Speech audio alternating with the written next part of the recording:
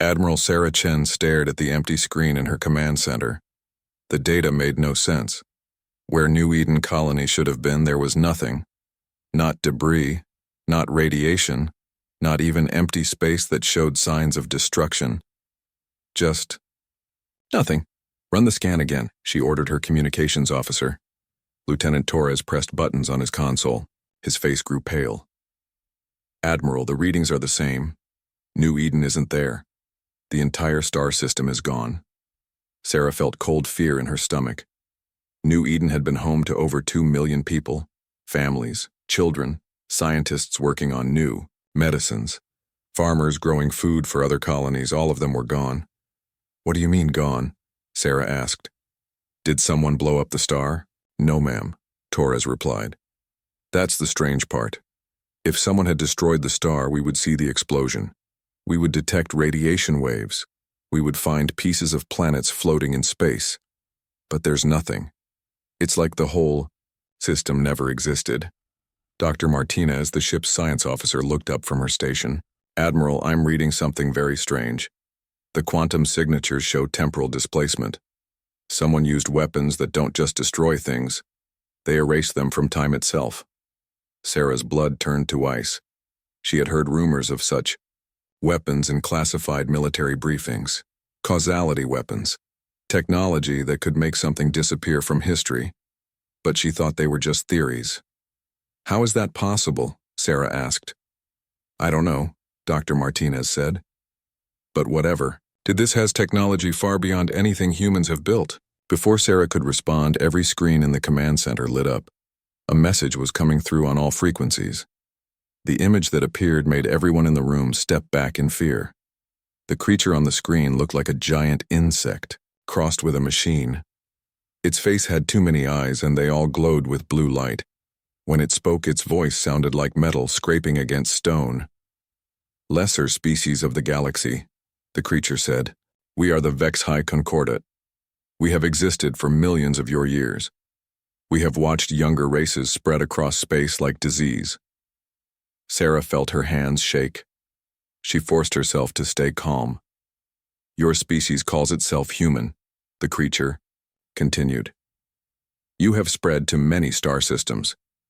You pollute space with your presence. This cannot continue. The image changed to show New Eden as it had been. Sarah saw the cities she had visited, the parks where children played, the research stations where brilliant minds worked to help humanity. We have removed your colony called New Eden, the creature said. We did not simply destroy it. We erased it from existence. It never was. The 2 million creatures that lived, there never existed. Sarah wanted to scream. She wanted to shoot something, but she forced herself to listen. This is our message to your species, the HFY said. You will abandon all colonies beyond your birth system. You have 1 solar year to return to the system you call Sol. If you do not obey, we will erase your entire species from time. You will never have existed. The screen went dark. The command center fell silent. Sarah looked around at her crew. She saw fear in every face. Admiral, Torres said quietly. We're getting reports from other colonies.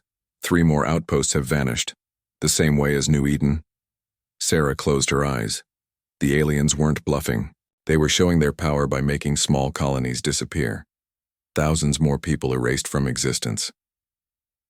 Get me a connection to Earth Command, Sarah ordered. Priority Alpha. As the communications channel opened, Sarah thought about the impossible situation humanity faced. How do you fight an enemy that can erase you from time? How do you defend against weapons that make your very existence disappear? The face of General Morrison appeared on her screen. His expression was grim. Admiral Chen, he said. I assume you've seen the message? Yes, sir. New Eden is gone. Completely. Erased. No trace left. We've lost contact with 12 colonies in the past hour, Morrison said. All of them small outposts. The aliens are making a point. What are our options? Sarah asked. Morrison was quiet for a long moment. Honestly, we don't have many. Our best weapons can't touch technology that erases things from time. Our allies in the galactic community are already pulling back. They're afraid to be associated with us. Sarah felt anger rise in her chest. So we just give up? Abandon everything we've built? The alternative is extinction, Morrison said. Not death. Complete erasure from existence, like we never were. After the call ended, Sarah walked to the observation deck. She looked out at the stars and thought about humanity's future. Were they destined to be trapped in their home system forever? Would they have to abandon their dreams of exploring the galaxy? Dr. Martinez joined her at the window. Admiral, there might be something else. What do you mean? I've been studying the quantum echoes from where New Eden was, Martinez said. The energy patterns are strange.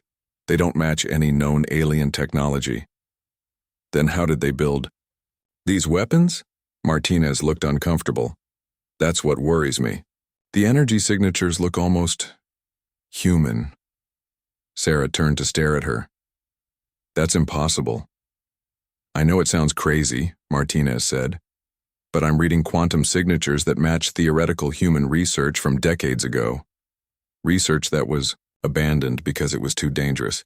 You're saying humans could build these weapons? I'm saying someone built them using human concepts, Martinez replied. The question is how the Vex-High got access to technology based on human theories. Sarah felt a small spark of hope.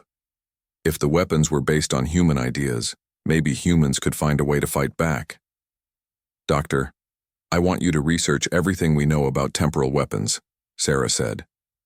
Every theory, every abandoned project, every crazy idea some scientist wrote down and forgot about. Yes, ma'am. But Admiral, even if we could build similar weapons, the Vex-High have had them longer. They know how to use them. Sarah smiled grimly. Maybe. But there's one thing the Vex-High don't understand about humans. What's that? We don't just think outside the box, Sarah said. We redesign the box completely. As Sarah looked out at the stars, she made a silent promise. Humanity would not go quietly into the darkness. They would not abandon their colonies without a fight. And if the Vex-High wanted to erase humans from existence, they would learn that humans had their own ideas about how reality should work. The war for humanity's survival was about to begin. But this would not be a war fought with normal weapons. This would be a war fought with ideas, theories, and the one thing humans did better than any other species in the galaxy. This would be a war fought with imagination. Dr. Marcus Webb sat in his laboratory on Mars, staring at data that made his hands shake. 3 weeks had passed since New Eden vanished. 3 weeks since the Vex-High delivered their ultimatum. Webb had been working day and night, studying the quantum echoes left behind when his home was erased from existence. Webb had been on Mars when New Eden disappeared. He was visiting the research station to present his work on quantum mechanics. If he had been home that day, he would have been erased along with everyone he loved. His wife, Anna. His daughter, Emma. His colleagues and friends. All gone as if they never existed. But Webb was a scientist. Even through his grief, he kept working. And now he had found something that changed everything. Computer, display quantum signature analysis, Webb said. The holographic display showed complex patterns of energy. To most people, it would look like random noise. But Webb had spent his entire career studying quantum mechanics. He could read these patterns like a book. The temporal displacement signatures are definitely artificial, Webb muttered to himself. But the base quantum frequency. He stopped and ran the analysis again. The results were the same. Webb felt sick to his stomach. The quantum signatures from the New Eden erasure matched theoretical research from 40 years ago. Research done by humans. Research done by Project Lazarus. Webb pulled up classified files that he had access to as a senior government scientist. Project Lazarus had been a secret military program in the 2140s. The goal was to develop weapons that could manipulate time and causality. The project had been shut down when scientists realized the weapons were too dangerous to exist, but the research hadn't been destroyed. It had been buried in classified archives. Webb compared the Lazarus research to the quantum echoes from New Eden. The match was perfect. The Vex-High weren't using their own technology. They were using human technology. Technology that humans had invented but never built. "How is this possible?" Webb whispered. He spent the next week diving deeper into the classified files. What he found made him call an emergency meeting with President Martinez and the Joint Chiefs of Staff. The meeting took place in a secure bunker beneath Geneva. Webb stood before the most powerful people in human government, holding data that would change the course of the war. "Ladies and gentlemen," Webb began, "the Vexhi are using our own technology against us." President Martinez leaned forward. "Explain." Webb activated a holographic display. "The weapons that erased New Eden are based on human research from Project Lazarus. The quantum signatures are identical to our theoretical models." General Morrison frowned. "That's impossible. We never built those weapons." "No," Webb agreed. "We never built them. But we will." The room fell silent. Finally, President Martinez spoke. "Are you saying they're from the future?" "Not exactly," Webb said. "I believe the Vexhi found a way to steal technology from timelines where humanity eventually develops these weapons. They're using our own future innovations against us." Admiral Chen, who had been quiet until now, spoke up. "How advanced are we talking about?" Webb switched to another display. "Based on the complexity of the quantum patterns, I estimate these weapons represent technology that humans might develop in 200 to 300 years. The Vexhi somehow gained access to that future knowledge." "But if they have our future technology," President Martinez said, "how can we possibly fight them?" Webb smiled for the first time in weeks. "Because they only stole the blueprints. They don't understand the principles behind the technology." He changed the display again. "Look at how they're using the causality weapons. They erase targets completely from existence. It's effective, but it's the simplest possible application of the technology." "What do you mean?" General Morrison asked. "The Vexhi think like most alien species," Webb explained. "They're logical, systematic, and they follow rules. But human minds work differently. We don't just solve problems, we change the nature of the problems themselves." Webb pulled up research files from Project Lazarus. The original human researchers weren't just trying to build weapons that could erase things. They were exploring concepts that most alien minds can't even understand. "Such as?" President Martinez asked. "Weapons that attack ideas instead of matter," Webb said. "Devices that can make abstract concepts impossible. Technology that forces reality to work according to human preferences instead of natural laws." The room was quiet, as everyone tried to understand what Webb was saying. "The Vexhi stole our blueprints," Webb continued, "but they can't steal our creativity. They can copy our technology, but they can't copy the way human minds think. And that's going to be their downfall." Admiral Chen stood up. "Doctor, are you suggesting we restart Project Lazarus?" "I'm suggesting we finish what we started," Webb said. "But this time we're not building weapons just to destroy our enemies. We're building weapons to rewrite the rules of reality itself." President Martinez looked around the room. "The ethical concerns." "The ethical concerns become meaningless if we're erased from existence," Webb interrupted.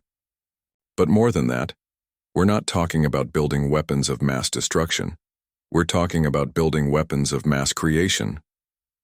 "I don't understand," General Morrison said. Webb smiled again. "The Vexhi use causality weapons to make things not exist. But what if we built weapons that force things to exist? What if we could make our enemies exist in ways they don't want to exist?" "You're talking about something that changes the fundamental nature of warfare," Admiral Chen said. "Exactly," Webb replied. "The Vexhi think they're fighting a war about who gets to exist and who doesn't. But humans are going to turn this into a war about what existence itself means." President Martinez was quiet for a long moment. Then she nodded.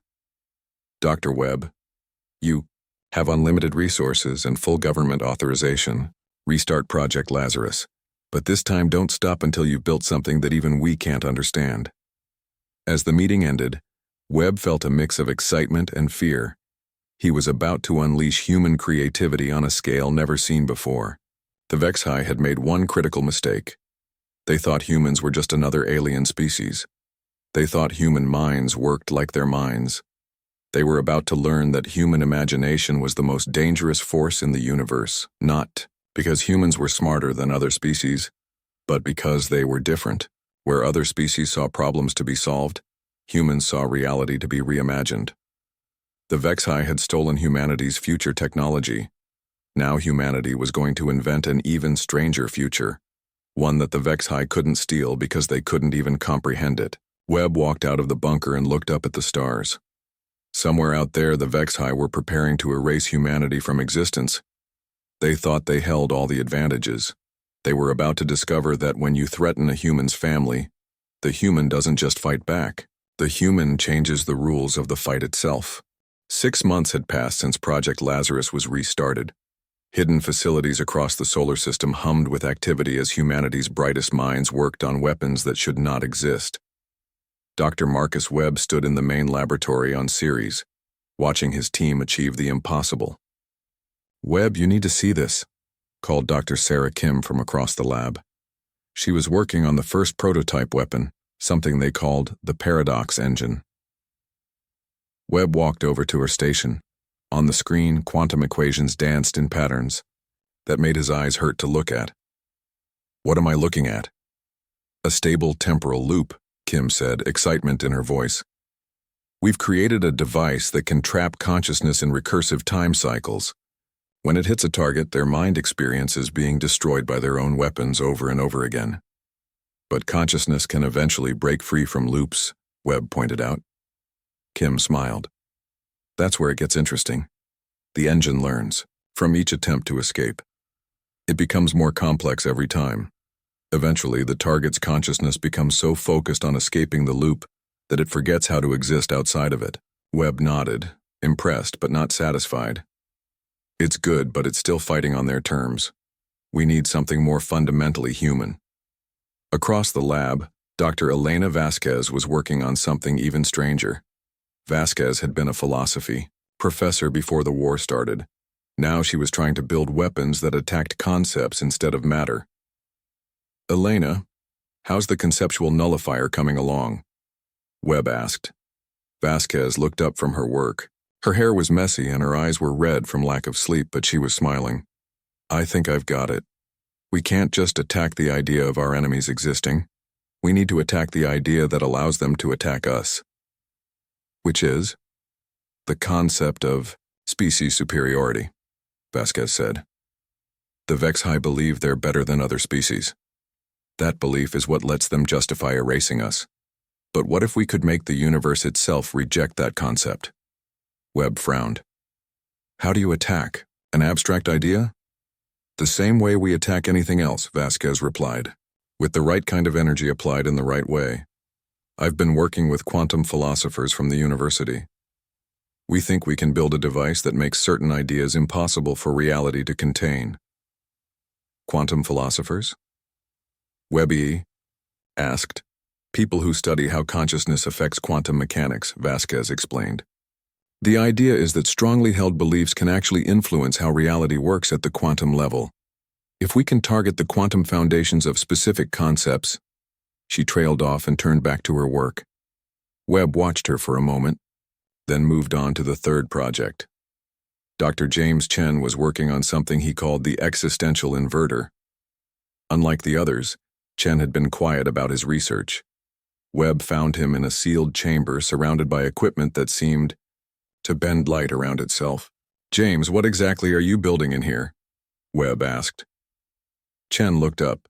He had always been the strangest member of the team, prone to thinking in ways that even other humans found difficult to follow. "I'm working on the opposite of a causality." "Weapon," he said. "Meaning?" "The Vexhi erase things from existence by removing them from the timeline," Chen explained. "But what if we did the opposite? What if we forced our enemies to exist in all possible timelines simultaneously?" Webb felt a chill run down his spine. What would that do to them? "Linear consciousness can only perceive one timeline at a time," Chen said. "If you force someone to exist in infinite parallel realities, experiencing every possible version of themselves all at once, their mind would be overwhelmed. They'd be alive in all timelines, but functional in none. That's... Webb paused, trying to find the right word. That's horrifying. Chen nodded. Most alien species have evolved to think in linear, logical patterns. Their minds work like computers. But human consciousness is chaotic, creative, and adaptable. We might be the only species that could survive existing in multiple timelines without going insane. Webb left the sealed chamber feeling both excited and disturbed. His team was creating weapons that other species couldn't even imagine, let alone defend against. But were they still human after building such things? He found his answer in the fourth project. Dr. Maria Santos was working on something completely different from the others. Her project was called the Reality Anchor Grid. Maria, explain to me again what this does, Webb said. Santos smiled. She was the youngest member of the team, but also the most optimistic. The other weapons attack our enemies in various ways, she said. But my project is defensive. It anchors human-defined reality across space. What does that mean? Reality is more flexible than most people think, Santos explained. Consciousness influences how quantum mechanics work, which influences how reality operates. Most species accept reality as they find it, but humans have always tried to change reality, to match their ideas. She gestured to a massive array of quantum computers. The Reality Anchor Grid doesn't just defend against causality weapons. It makes human concepts of how reality should work into actual laws of physics. Webb stared at the equipment. You're saying we can rewrite the laws of reality? In localized areas, yes, Santos said. And the effect spreads. Once we establish a zone where human ideas about reality are dominant, that zone expands outward at the speed of light. As Webb walked through the facility, he realized what his team had accomplished. They weren't just building weapons. They were building a completely new way of existing in the universe. The paradox engine would trap enemy consciousness in recursive loops. The existential inverter would scatter enemies across infinite timelines. The conceptual nullifier would attack the ideas that made their enemies hostile. And the Reality Anchor Grid would make human concepts of reality into universal law. Together, these weapons represented something unprecedented in galactic history. They were tools that attacked not just matter and energy, but consciousness, concepts, and reality itself. Webb's communication device chimed. A message from Admiral Chen. Dr. Webb, we're detecting Vex-High fleet movements. They're advancing their timeline. We estimate they'll arrive at Earth in 3 weeks. Webb felt his stomach drop. 3 weeks wasn't enough time to fully test their weapons, but it would have to be enough. He activated the facility-wide communication system. All teams, this is Webb. We've just received word that the Vex-High are accelerating their attack. We have 3 weeks to deploy. The lab fell silent, then Dr. Vasquez spoke up. The weapons aren't ready for full deployment. Then we'll have to make them ready, Webb replied. Because in 3 weeks the Vex-High are going to try to erase Earth from existence. And we're going to show them what happens when you threaten a species that thinks the universe should work differently. Webb looked around at his team. They were exhausted, stressed, and working with technology that barely made sense even to them. But they were also the most creative minds humanity had ever produced, working together on the most important project in human history. The Vex-High thought they were coming to erase a primitive species.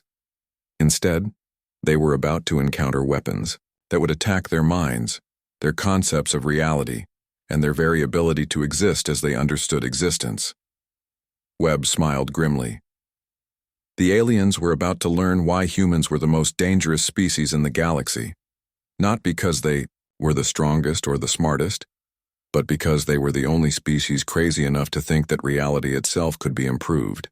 The Vex-High fleet emerged from hyperspace like a plague of metal insects. Admiral Sarah Chen watched from the command bridge of the Earth Defense Station as thousands of alien ships spread across the solar system. Each ship was the size of a city, their hulls covered in weapons that could erase matter from existence. Admiral, Lieutenant Torres reported, we're counting over 10,000 ships. That's 10 times larger than any fleet we've ever seen. Sarah nodded calmly. The Vex-High were taking no chances. They intended to erase humanity so thoroughly that even the memory of humans would disappear from the universe. "Dr. Webb, are your weapons ready?" Sarah asked. Webb's voice came through the communication system from his hidden facility on Ceres. "As ready as they can be in 3 weeks. But Sarah, you need to understand something. What we're about to do has never been attempted before. We're not sure exactly what will happen. Will it work?" "It should work," Webb replied. "But we're dealing with forces that attack consciousness and reality itself. There might be side effects we haven't predicted." Sarah looked out at the approaching alien fleet. "Doctor, the alternative is the complete erasure of our species. I'll take unknown side effects over certain extinction." The largest Vexi ship moved closer to Earth. It was a massive construct, bigger than Earth's moon, covered in the same blue glowing technology that had erased New Eden. A communication beam reached the defense station. The same insectoid face that had delivered the ultimatum appeared on Sarah's screen. But now its many eyes glowed brighter, and its voice carried notes of satisfaction.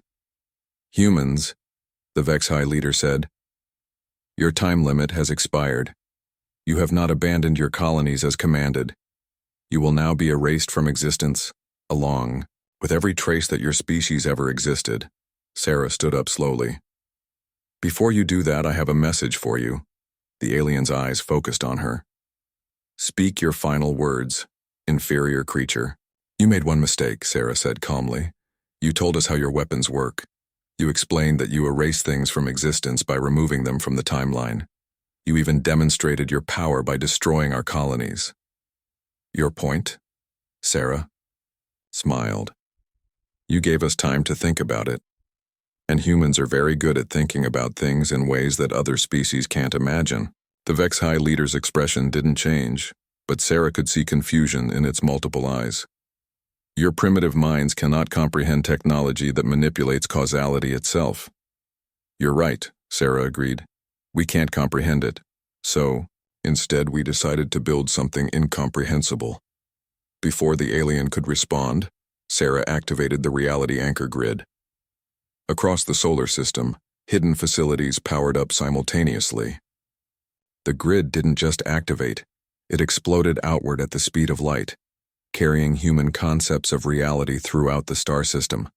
Space itself began to change, becoming more responsive to conscious will, more flexible to creative thinking. The Vexi fleet immediately detected the change. Their perfectly organized formations began to waver as their ship's computers struggled to process reality that was suddenly following different rules. "What have you done?" the Vexi leader demanded. "We've made the solar system work the way humans think it should work," Sarah replied. "And now we're going to show you what happens when you threaten us." Webb's voice came through the communication system, deploying the paradox engine in 3, 2, 1. The first weapon activated. It wasn't visible to the naked eye, but its effects were immediate. Throughout the Vexi fleet, the aliens operating the causality weapons suddenly found themselves trapped in temporal loops. They experienced firing their weapons at Earth, watching the planet disappear, then finding themselves back at the moment before firing, over and over again. But conscious minds could eventually break free from simple loops. Webb had anticipated this. "The paradox engine is learning from their attempts to escape," Webb reported. "Each time they try to break the loop, it becomes more complex. Their consciousness is becoming focused entirely on escaping the trap." Sarah watched as sections of the Vexi fleet began to drift aimlessly. The ships were intact, but their crews were mentally trapped in recursive time cycles that grew more complicated with each escape attempt. "Second wave," Sarah ordered. Dr. Chen activated the existential inverter. This weapon was even stranger than the first.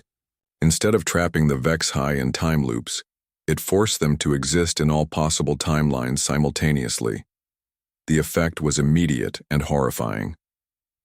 Vexi throughout the fleet began experiencing every possible version of reality at once. In some timelines they were winning the battle, in others they were losing. In still others, humans had never existed. In infinite parallel realities, different versions of themselves made different choices. The linear logical minds of the Vexi couldn't process existing in infinite parallel realities. They could see all possibilities but function in none. Ships began firing randomly, their crews overwhelmed by experiencing infinite versions of themselves simultaneously. "Admiral," Torres reported, "half their fleet is disabled, but the other half is adapting. They're pulling back and regrouping." Sarah nodded. The Vexhai were ancient and experienced. They wouldn't be defeated by the first two weapons alone. "Dr. Vasquez, deploy the conceptual nullifier." This was the weapon Sarah understood least. Vasquez had built something that attacked ideas themselves. But as it activated, Sarah began to understand its true power.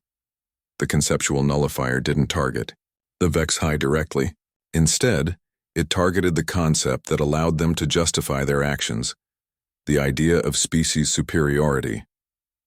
Across the galaxy, every civilization that believed in racial hierarchy suddenly found the universe rejecting this fundamental assumption.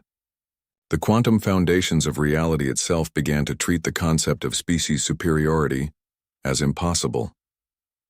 The Vexhai fleet stopped moving entirely, not because they were disabled, but because they were experiencing something that their minds couldn't process. Their entire civilization was based on the belief that they were superior to other species. But the universe itself was now rejecting that belief. "What's happening to them?" Sarah asked. Webb's voice was full of amazement. "They're experiencing cognitive dissonance on a universal scale. Their entire worldview is contradicting the fundamental laws of reality. Their minds are trying to reconcile beliefs that the universe is telling them are impossible." But the Vexhai were not helpless. Their leader's voice came through the communication system again, but now it sounded different, less certain, more desperate. "What manner of weapons are these?" the alien demanded. "You attack our minds, our existence, our very understanding of reality." Sarah felt a moment of sympathy for the alien. Then she remembered New Eden, the millions of humans who had been erased from existence, the children who would never grow up because they had been deleted from time itself. "You wanted to erase us from existence," Sarah said.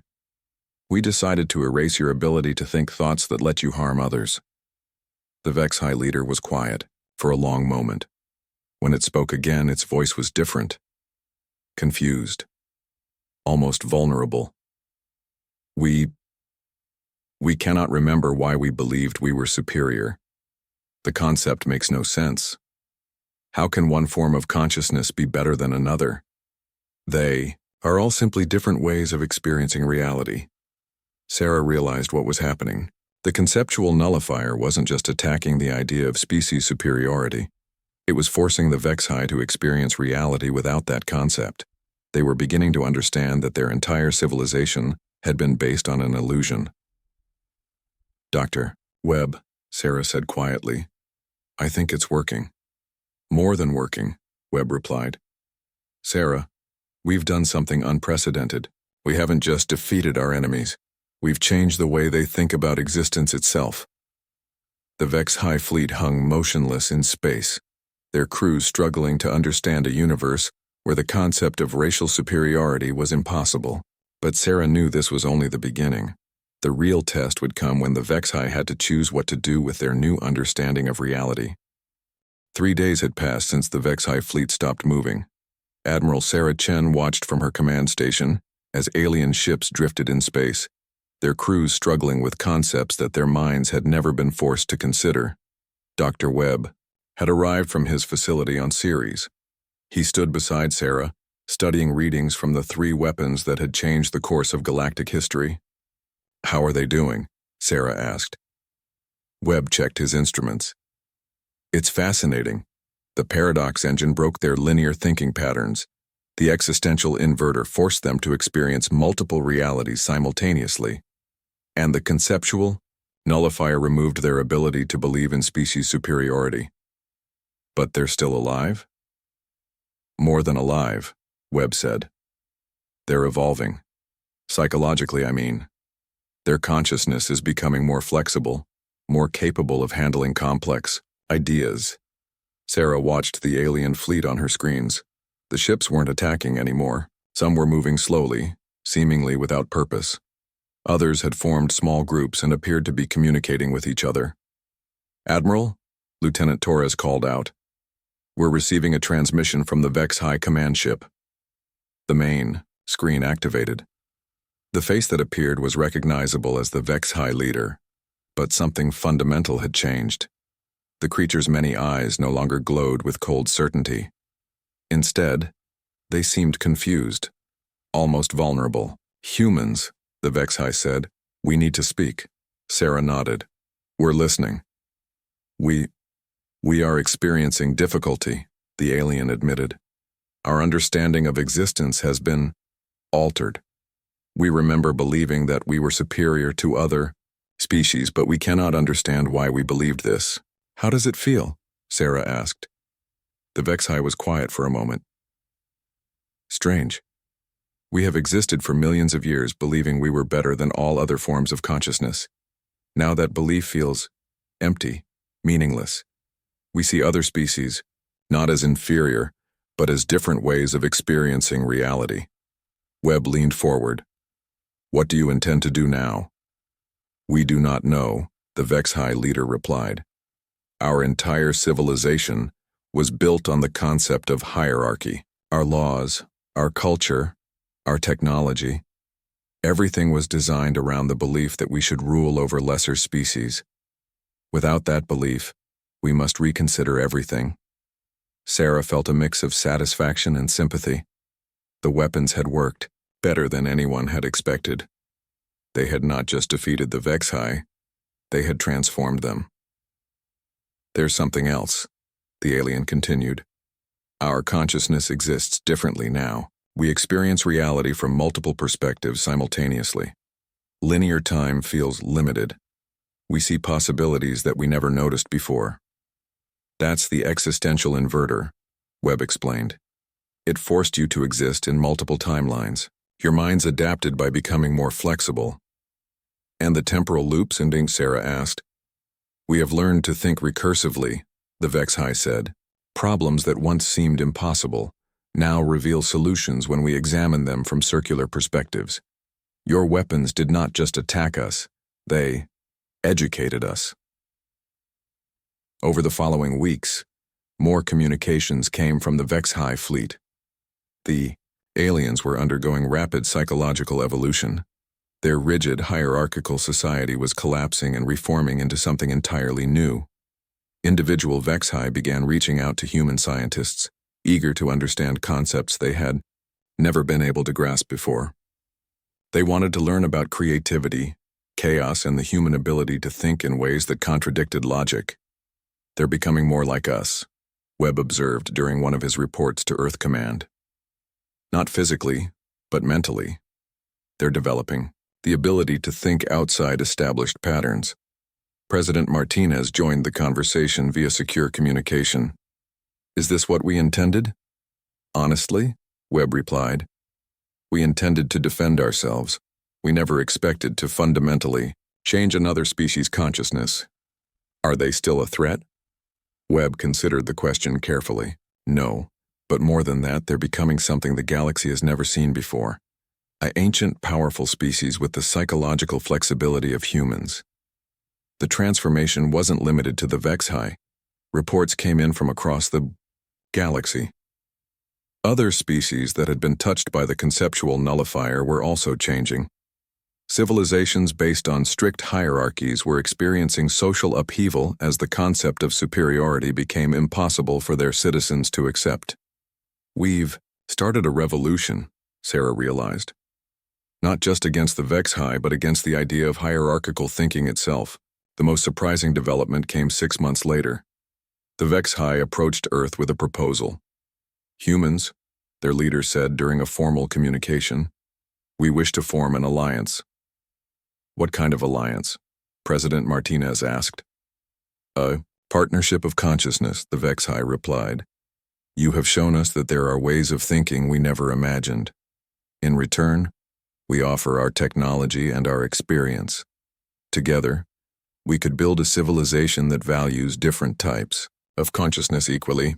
The negotiations took months, but eventually, the Treaty of New Perspectives was signed. The HFY would share their advanced technology with humanity. In return, humans would help other species develop more flexible ways of thinking. The most important part of the treaty was the restoration project. Using their advanced technology, the HFY offered to restore New Eden and the other colonies they had erased. But how? Webb asked during the planning meetings. They were removed from time itself. The HFY engineer, who now insisted on being called by the human name Alex, explained, "We cannot restore them by reversing time, but we can convince the universe that they should exist." What does that mean? Your reality anchor grid changed how quantum mechanics work in this region of space, Alex said. Reality is now more responsive to conscious will. If enough conscious beings believe that New Eden should exist, and if we apply the right quantum pressures, we can make the universe accept that it does exist. The restoration of New Eden took a year. It required the combined efforts of human creativity and HFY technology. But eventually, the colony flickered back into existence, complete with all its inhabitants as if it had never been erased. Webb stood in the main square of New Eden, watching children play in parks that had been deleted from time 6 months earlier. His wife Anna found him there, tears streaming down his face. "Marcus," she said, "what's wrong?" Webb looked at her, remembering the months of grief when he thought she had been erased forever. "Nothing's wrong. Everything is perfect." Dr. Elena Vasquez, who had created the conceptual nullifier, published a paper about the war's aftermath. She called it The Revolution of Consciousness. "We learned something important," she wrote. "When you attack someone's weapons, you might defeat them temporarily. When you attack their ideas, you change them permanently. But when you attack the bad ideas while leaving room for better ones, you don't create enemies. You create allies." The war had ended not with the destruction of humanity's enemies, but with their transformation into something better. The HFY had become more like humans, creative, flexible, and willing to question their own assumptions. But humans had also been changed by the experience. They had learned that their greatest weapon wasn't superior technology or military strength. It was their ability to imagine better ways for reality to work. Webb often returned to New Eden to visit the memorial that had been built for the war. It wasn't a monument to victory over enemies. It was a celebration of consciousness itself, all the different ways that minds could experience and understand reality. The inscription read, "In memory of the day humanity learned that the universe could be improved, and taught the galaxy that different ways of thinking aren't threats to be eliminated, but gifts to be shared." As Webb stood before the memorial, he thought about how the war had really ended. Not with the defeat of the HFY, but with the realization that consciousness itself was too precious to waste on conflicts between species. The galaxy was changing. Old hierarchies were crumbling as the conceptual nullifier's effects spread. New alliances were forming between species that had never been able to understand each other before, and at the center of it all was humanity, not as conquerors, but as teachers, showing other species that reality could be whatever consciousness made it to be. The HFY had tried to erase humanity from existence. Instead, they had learned that existence itself was more wonderful and complex than they had ever imagined. Webb smiled as he walked away from the memorial. The future was going to be very interesting.